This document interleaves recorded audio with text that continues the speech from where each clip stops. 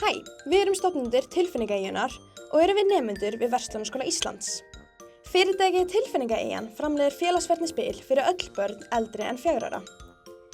Og eflir það félagslega sjálfbærni, stuðlar að auknum samskiptum meðal barna og kennir tilfinningastjórnun á skemmtilegan máta.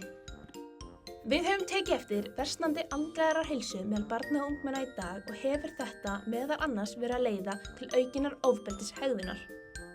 Til að fyrirbyggja þetta vandamál viljum við auðvelda aðgengi að íslensku efni sem er bæði fræðandi og uppbyggilegt. Því hönnuðum við fyrsta íslenska félagsfærni borðspilið. Hönnunin á spilinu byggjast á því að gera félagsfærni að skemmtun og unnum við náið með sérkennslukennara að innihaldi spilsins. Spilið er borðspil sem einungis er með 1 leikmann, hann Frikka Fíl, sem er búinn til úr afgangsefnum sem annars hefðu farið til spillis. Börnin eiga í sameiningu að hjálpa Frikka að koma heim til sín í þorpið, sem skapar skemmtilegar og fjölbreyttar umræður. Markafrún okkar eru foreldrar og aðstandendur barna, ásamt menntastofnunum. Spilið er tilvalið heima í kennslu og víða annars staðar. Að svo stöddu er einungis hægt að panta spila á Instagram síðunni okkar @tilfinningaeyjan.